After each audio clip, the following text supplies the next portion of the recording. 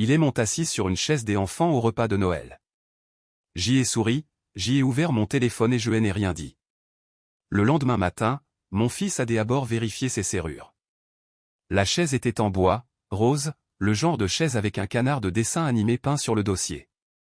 Je me suis tenu dans l'encadrement de la porte de la salle à manger de mon fils, une bûche pralinée entre les mains, le froid de décembre encore sur mon manteau, et je l'ai fixé.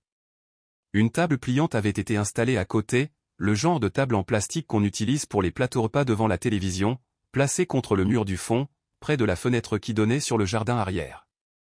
Il n'y avait ni assiette, ni serviette, ni bougie. À 3 mètres de là, 12 personnes étaient assises en riant autour d'une table recouverte d'une nappe en lin et dressée avec la belle porcelaine de Julien et Céline. Mon fils regardait son téléphone.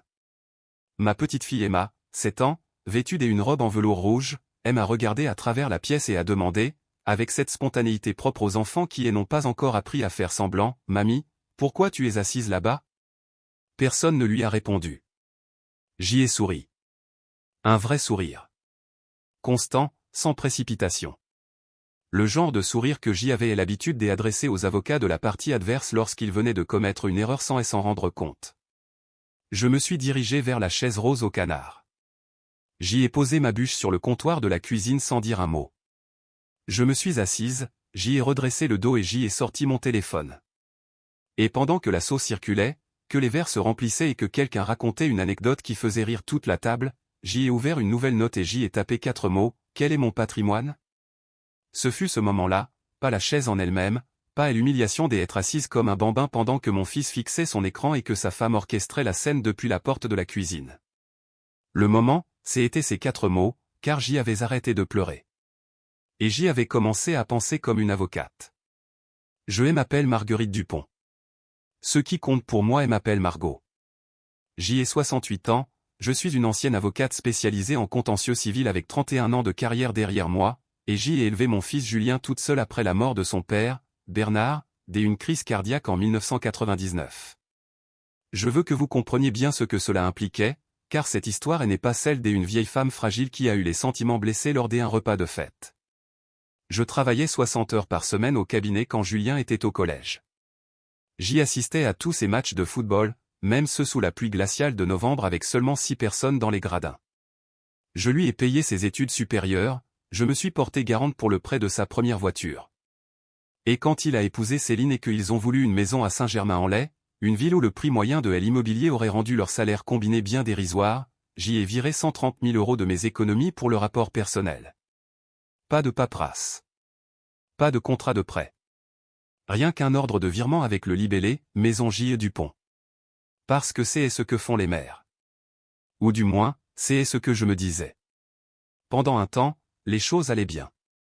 Les déjeuners du dimanche. Les appels pour les anniversaires. Des fêtes qui ressemblaient à des fêtes. Céline n'a jamais été vraiment chaleureuse, à vrai dire. Elle venait d'une famille où l'émotion était perçue comme une faiblesse. Je me disais que je comprenais cela. Je me disais que la politesse suffisait. Emma est née en 2018, et pendant 2 ans, elle a été le pont vivant entre nous tous. Je la gardais 2 fois par semaine. Je lui ai appris à faire la tarte tatin de mon arrière-grand-mère. Je lui lisais des histoires jusqu'à ce qu'elle s'endorme. Puis, vers 2021, les petits affronts ont commencé. Mon invitation au déjeuner du dimanche a commencé à arriver la veille, parfois le matin même, comme si j'y étais une arrière-pensée de dernière minute plutôt qu'un membre de la famille. Quand j'y arrivais, Céline détournait les conversations alors que j'y étais au milieu d'une phrase, parlant doucement par-dessus moi, le geste de quelqu'un qui s'était entraîné à faire disparaître une autre personne sans jamais hausser la voix. Julien observait depuis le bout de la table avec ce que je ne peux décrire que comme une neutralité prudente, l'expression d'un homme qui a silencieusement convenu avec lui-même de ne pas remarquer certaines choses. Les remarques étaient toujours faites de manière à pouvoir être niées. Un soir, devant Julien et 2 de leurs amis, Céline a fait la réflexion qu'il devait être tellement libérateur de vivre seul à mon âge.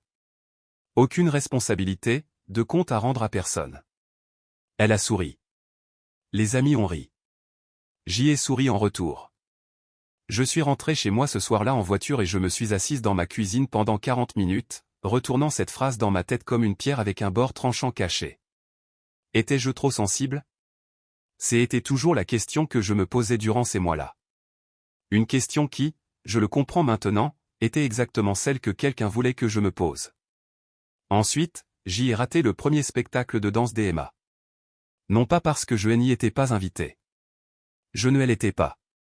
Je l'ai découvert 3 jours plus tard grâce à une photo qu'une voisine avait capturée sur un groupe de parents des élèves et m'avait envoyée par SMS avec un petit mot d'excuse.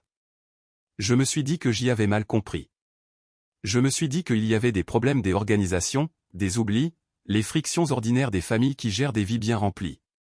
Et puis, il y a eu ce repas de Noël. Je suis arrivé à midi avec la bûche pralinée et un cadeau pour Emma. La maison sentait la dinde rôtie et la cannelle. Pendant environ 4 minutes, je me suis permis de croire que ce serait une bonne journée. La table était magnifiquement dressée.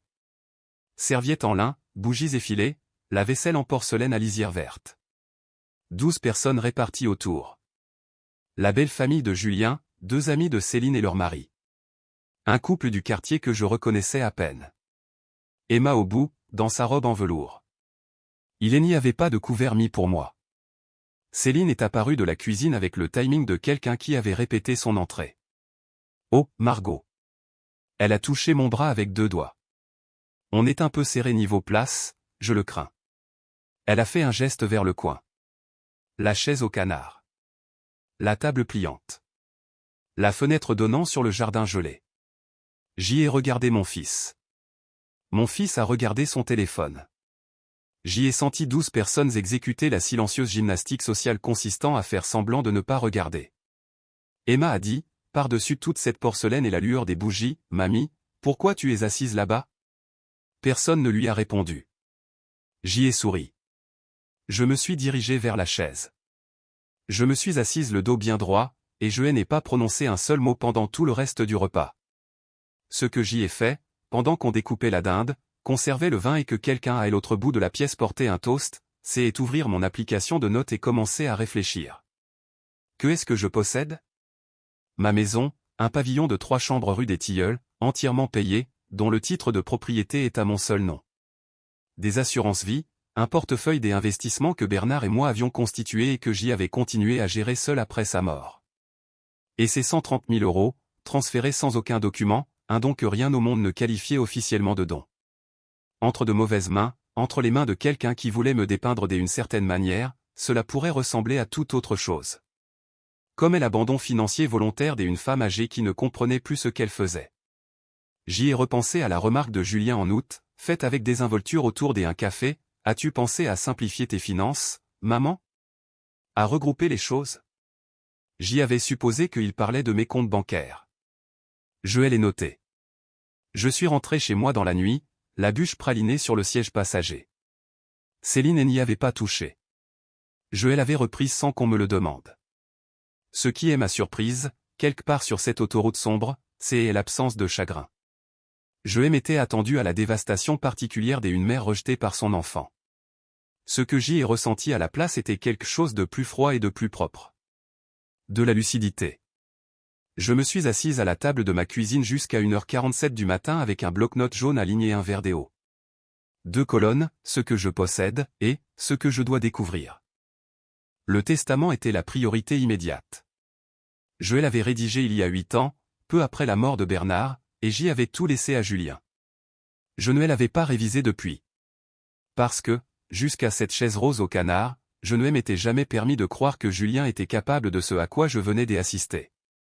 Mais étais-je certaine de ce que j'y avais vu ? C'était la question des avocates à laquelle je devais répondre honnêtement. J'y avais été assise à l'écart de la table. C'était un fait. Que cela ait été délibéré, que cela ait été coordonné, que ce soit la partie visible de quelque chose de plus grand. C'était encore une théorie. Et on m'a appris à ne jamais plaider sur des théories. Ce qu'il me fallait, c'était des preuves. J'y ai rempli ma 2e colonne.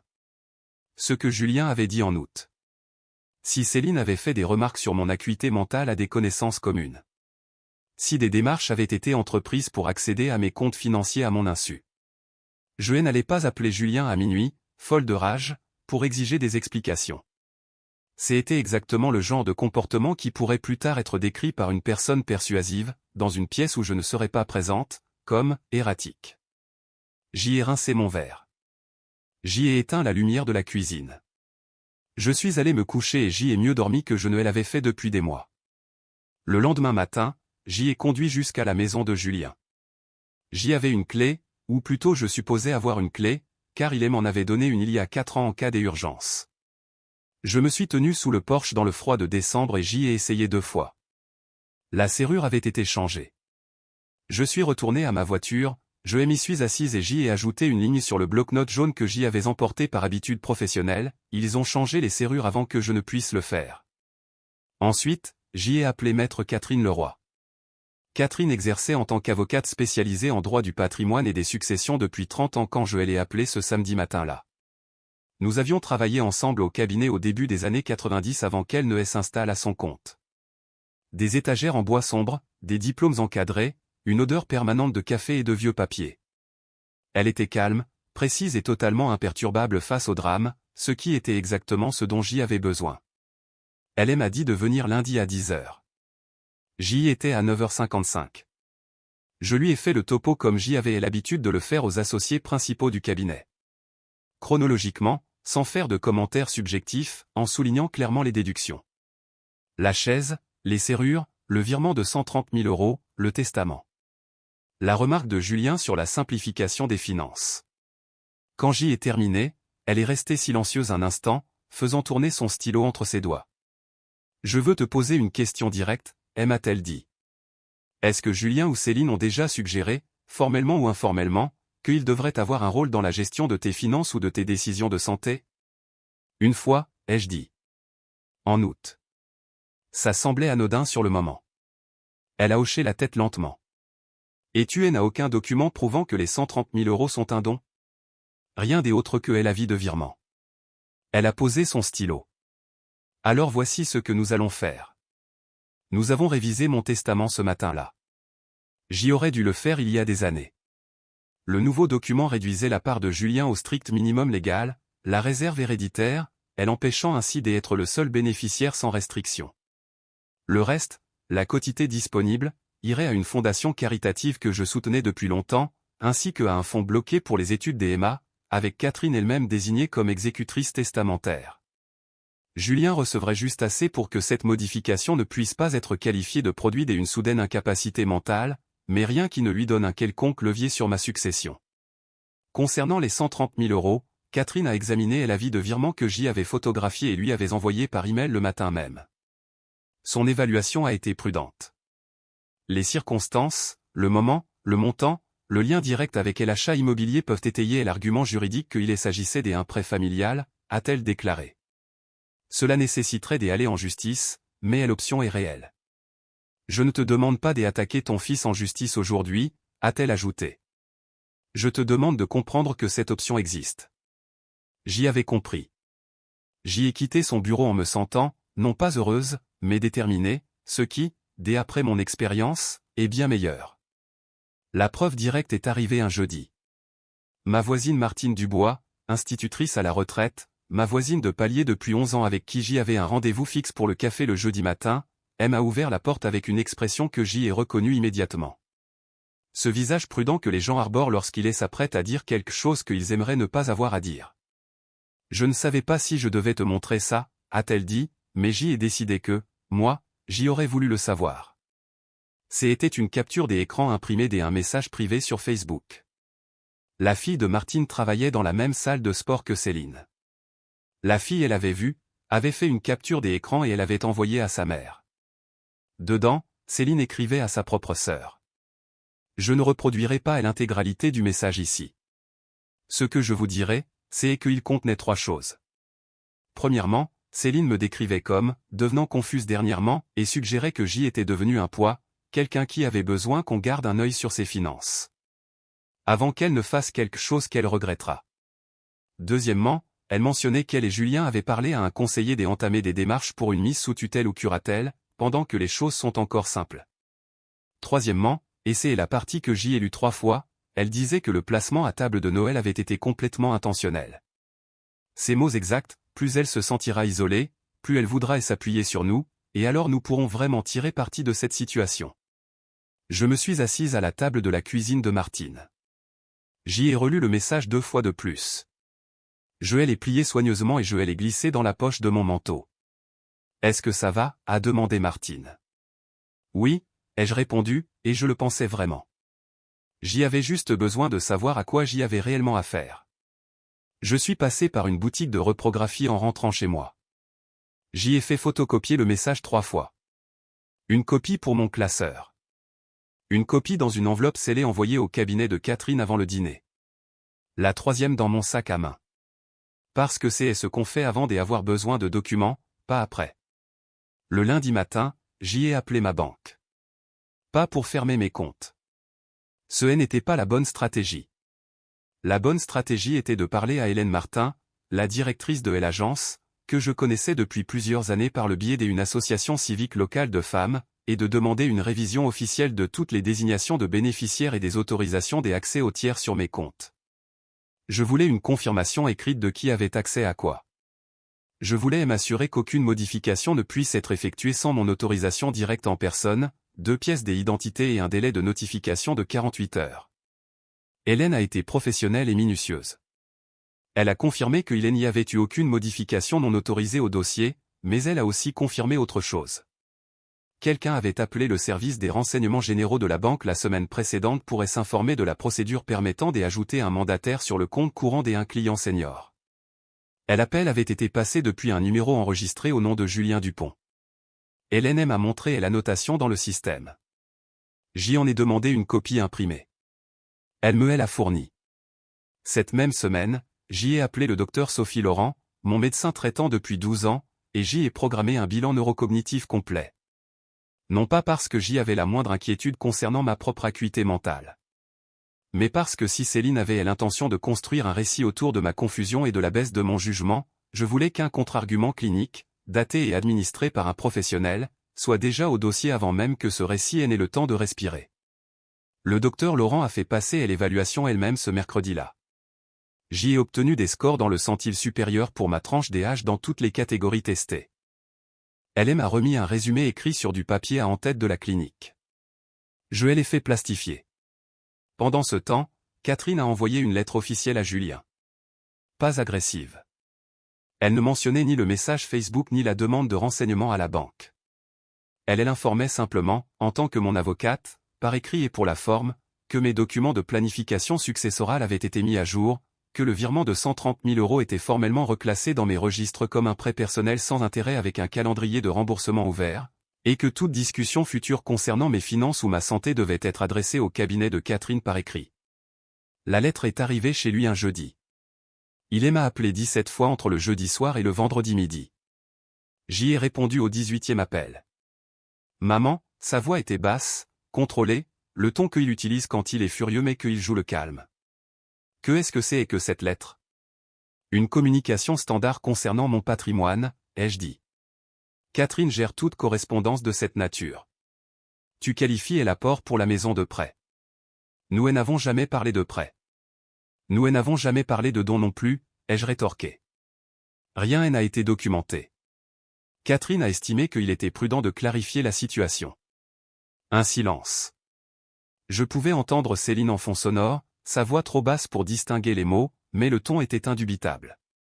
Ce murmure tendu et rapide de quelqu'un qui met en scène une conversation en temps réel. Il faut qu'on se voie, a dit Julien, en personne. Tu es le bienvenu pour appeler le cabinet de Catherine et planifier une réunion.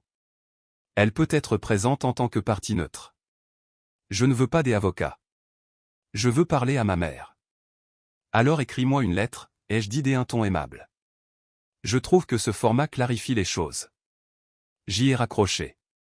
Ils sont arrivés le samedi suivant sans prévenir. J'y étais dans le jardin quand j'y ai entendu la voiture. Ce bruit spécifique d'un véhicule qui freine trop brusquement. J'y ai enlevé mes gants, je les ai pliés dans la poche de ma veste et j'y ai contourné la maison pour aller devant. Julien se tenait à la porte. Céline était 2 pas derrière lui, le visage figé dans une expression que je ne peux décrire que comme une inquiétude jouée. Elle tenait une cocotte en fonte recouverte de papier d'aluminium. Ce plat préparé était un accessoire de théâtre. Je l'ai compris à la seconde où je l'ai vu. On voulait prendre de tes nouvelles, a dit Céline. J'y ai regardé la cocotte. J'y ai regardé son visage. 31 ans d'expérience à lire les témoins et les dépositions. Je vais bien, ai-je dit. Merci d'être venu. Je n'ai pas ouvert la porte. La voix de Julien s'est faite plus grave. Le registre de l'intimité, conçu pour faire en sorte que ce qui allait suivre ressemble à une conversation privée entre deux personnes qui s'aiment. Maman, je ne sais pas ce que Catherine t'a dit ou ce que tu penses qu'il se passe, mais cette lettre, tout ça, ce n'est pas nécessaire. On veut prendre soin de toi. C'est tout ce qu'on a toujours voulu. La lettre est nécessaire, ai-je dit. C'est une bonne documentation. Documentation. Il a répété le mot comme si j'y avais dit quelque chose d'insultant. Tu traites ta famille comme un dossier juridique. Je traite mes finances comme des finances, ai-je répondu. Car c'est ce qu'elles sont. Céline a posé la cocotte sur la balustrade du porche, un accessoire théâtral qui n'avait plus sa place, et s'est avancée avec une voix plus douce qu'elle n'avait jamais utilisée auparavant. Margot, on s'inquiète pour toi. Tu es toute seule depuis Noël. Tu ne retournes pas nos appels. Tu fais des démarches juridiques sans nous en parler. On veut juste comprendre ce qui t'arrive. Ce qui t'arrive. Le vocabulaire de l'inquiétude utilisé comme une suspicion clinique. Il ne m'arrive rien, ai-je dit. J'y ai révisé mon testament. J'y ai parlé à ma banque. J'y ai passé un bilan neurocognitif complet. Tout est en parfait ordre. J'y ai fait une pause. Voudriez-vous les coordonnées du docteur Laurent? Elle pourra vous le confirmer. Quelque chose a vacillé dans le regard de Céline. Une crispation au coin des yeux, rapidement lissée. Puis Julien a changé de tactique. Il s'est approché. C'était un homme grand, et il le savait. Si tu maintiens cette réclamation de prêt, a-t-il dit doucement, et que tu continues à me traiter comme un suspect dans ma propre famille, il y aura des conséquences pour notre relation. Tu feras un choix. Voilà. Déguisé en inquiétude, livré comme une menace. Je t'entends, ai-je dit. T'entends-tu toi-même? J'y ai soutenu son regard. Merci d'être passé. Julien. Céline. J'y ai regardé la cocotte. Vous pouvez reprendre ça avec vous. Je suis rentré, j'y ai verrouillé la porte, et je suis resté dans le couloir jusqu'à ce que j'y entende la voiture reculer dans l'allée.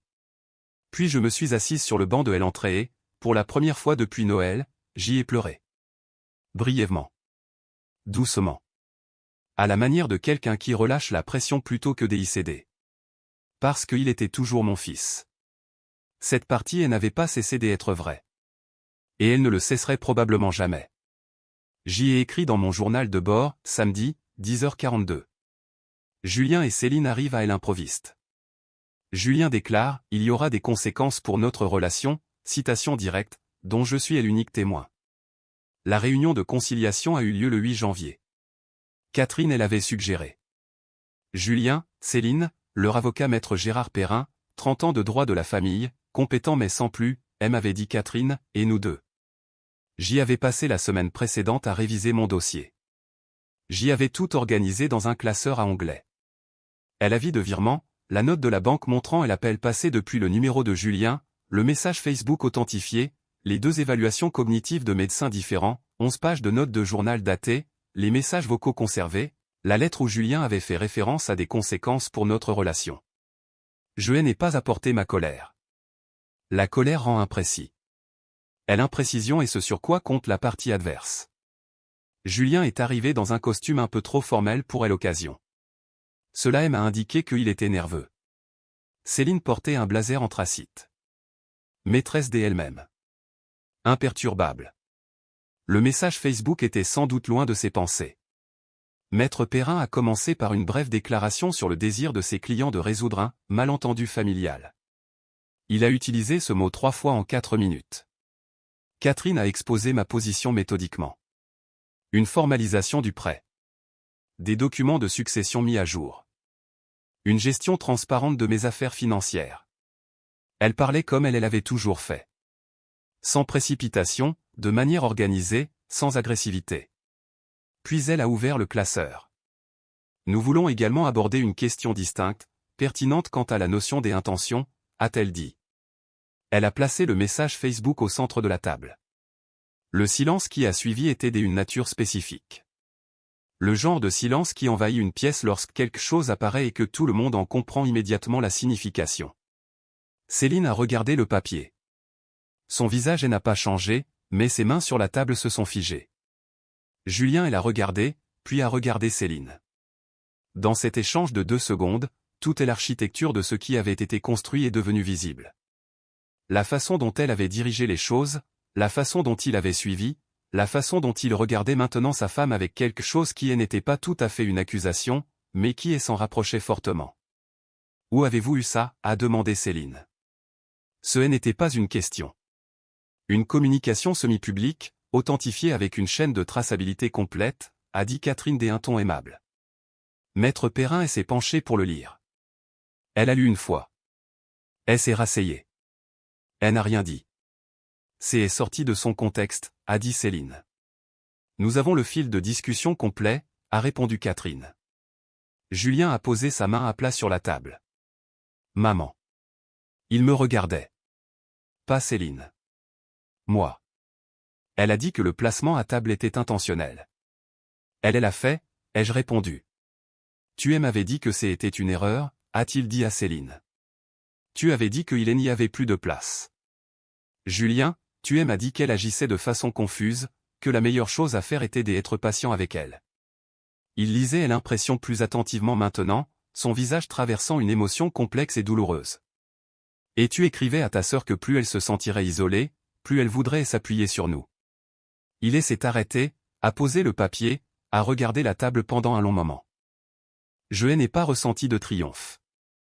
Ce que j'y ai ressenti, c'était du chagrin, non pas pour ce qu'on m'avait fait, mais pour ce qu'on lui avait fait à lui. Parce que Julien n'était pas un homme innocent. Il avait suivi le mouvement, détourné le regard, choisi son propre confort au détriment de sa mère. Mais il avait aussi été manipulé, utilisé, mené sur un chemin par quelqu'un qui avait fait ses calculs très soigneusement. Cette certitude n'était pas facile à accepter. Maître Perrin a demandé une courte suspension de séance. Nous sommes retournés dans la salle. Céline n'a plus dit un mot.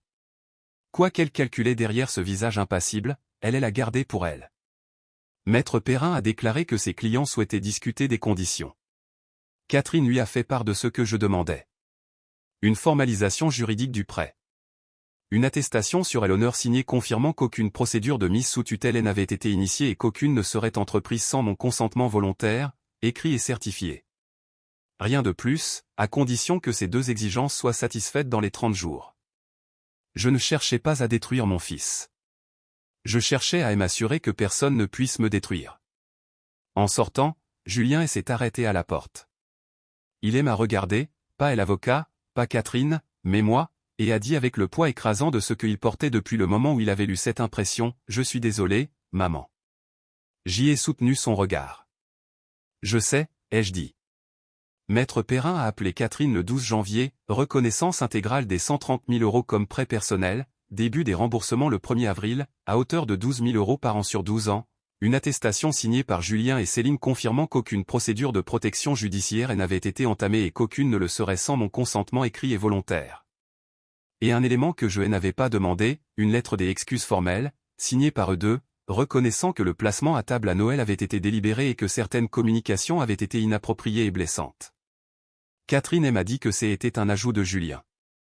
Céline l'avait signé. Elle n'avait pas vraiment le choix, mais l'exigence venait de lui. La signature a eu lieu le 16 janvier au cabinet de Catherine. Je portais le tailleur gris que j'y avais l'habitude de mettre pour aller plaider. Julien est venu sans Céline, dans des voitures séparées. Cela m'en a dit long sur l'état de leur relation, sans que j'y aie besoin de poser de questions. Céline a signé là où Maître Perrin lui a indiqué et ne m'a pas regardé. Julien a signé les excuses en dernier. Il a tenu le stylo un instant avant de le poser sur le papier. Lorsqu'il l'a reposé, il a levé les yeux. « J'y aimerais te voir, a-t-il dit, si tu es d'accord. » Je suis d'accord, ai-je répondu, mais il faudra y aller doucement. Il a hoché la tête. Doucement. Ce qui est arrivé à Céline par la suite n'est pas quelque chose que j'y ai orchestré. Je n'ai pas rendu le message Facebook public. Je n'ai pas intenté de procès pour diffamation, bien que Catherine m'ait dit que les circonstances l'auraient justifié.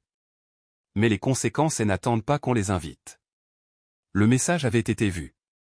Il a circulé dans les petits cercles sociaux de la façon dont les choses circulent dans les villes de banlieue quand quelqu'un est pris en flagrant délit de dire en privé ce qu'il ne dirait jamais en public. Dès le mois de février, Céline était devenue le genre de personne avec qui les autres prenaient de légères précautions.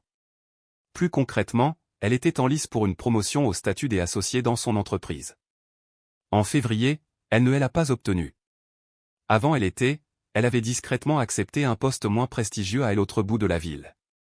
J'y en ai pris note et je suis passé à autre chose.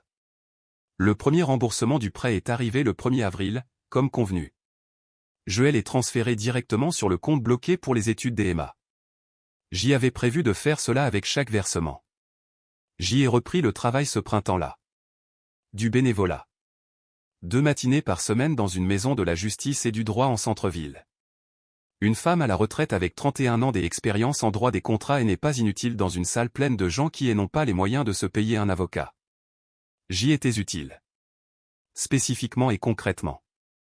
D'une manière qui m'a rappelé qui j'y étais avant de devenir principalement la mère de quelqu'un. Je voyais Julien une fois par mois.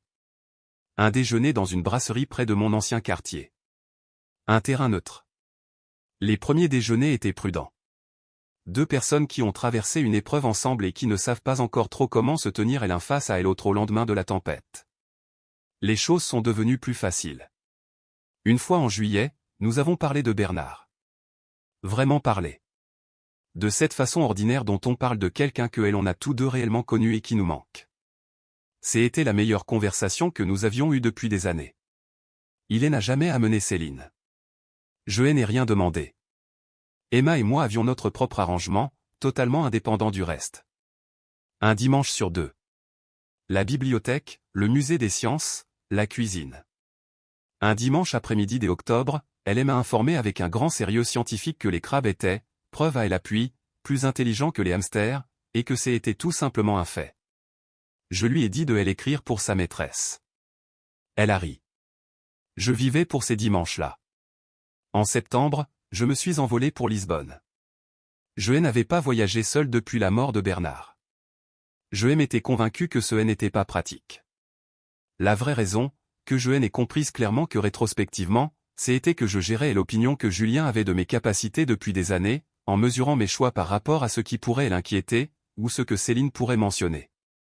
Mais l'opinion que Julien avait de mes capacités s'était avérée, de façon démontrable, documentée et par écrit, n'avoir aucune pertinence face à mes véritables capacités. Et j'y avais 68 ans, pas 88, et je n'avais jamais eu besoin de la permission de quiconque pour monter dans un avion. J'y ai réservé le billet en mai, vol direct, classe affaires, parce que je l'avais mérité. Lisbonne était chaude, tout en pente, et sentait le sel et le café torréfié. Je suis sorti de mon hôtel dans la lumière des octobres sans destination précise, j'y ai tourné dans les rues qui me semblaient intéressantes, j'y ai fini par trouver le fleuve, et je me suis assise à la table d'un café au-dessus de l'eau avec un verre de vin que je n'avais pas mérité et que je n'avais pas besoin de mériter. J'y y suis resté 10 jours. Je suis rentré dans une maison qui était à moi, une vie qui était la mienne, construite sur 68 années par quelqu'un qui avait travaillé pour mériter chaque mètre carré. On dit qu'avec l'âge vient la sagesse. Ce qui vient réellement, c'est l'expérience. La sagesse, c'est ce que vous choisissez d'en faire. J'y aurais pu pleurer dans ce coin, sur cette chaise de canard avec ma bûche pralinée. J'y aurais pu rentrer chez moi, appeler Julien furieux et lui cracher tout ce que je ressentais, chaque mot, et leur donner la seule chose dont ils avaient besoin, la preuve que j'y étais instable, erratique, difficile à gérer. Au lieu de cela, j'y ai ouvert une application de notes. J'y ai réfléchi comme une avocate. J'y ai constitué des preuves avant même d'en avoir besoin. J'y ai trouvé des personnes qui m'ont dit des vérités difficiles. Je leur ai fait confiance. J'y ai passé un bilan neurocognitif avant que quiconque ne me le demande, j'y ai plastifié les résultats, et je les ai rangés dans un classeur à côté d'un message Facebook qui disait, de la propre écriture de ma belle-fille, exactement quel avait toujours été le plan. Voici ce que je sais aujourd'hui et que j'y aurais aimé savoir le lendemain de la mort de Bernard, quand j'y étais une femme de 51 ans qui pensait que l'amour était une protection suffisante. Sachez ce que vous possédez, sachez où c'est documenté, sachez qui est dans votre testament et à quand remonte la dernière fois que vous l'avez consulté. Ayez le numéro d'un bon avocat dans votre téléphone. Et si quelqu'un vous assoit sur une chaise des enfants à la propre table de fête de votre famille, pendant que 12 personnes font semblant de ne rien remarquer, ne pleurez pas. Ne donnez pas en spectacle. Ne leur offrez pas la réaction qu'ils ont mis en scène pour que toute la pièce y assiste. Souriez. Sortez votre téléphone. Commencez à réfléchir. Parce que la chose la plus dangereuse qu'une femme de mon âge puisse être n'est ni fragile, ni confuse, ni dépendante. C'est aider à être préparé. J'y avais 68 ans ce soir de décembre, assise sur une chaise rose avec un canard, le dos droit, avec une bûche de Noël à laquelle personne n'avait touché. Je n'étais pas fini. Je n'en étais même pas proche.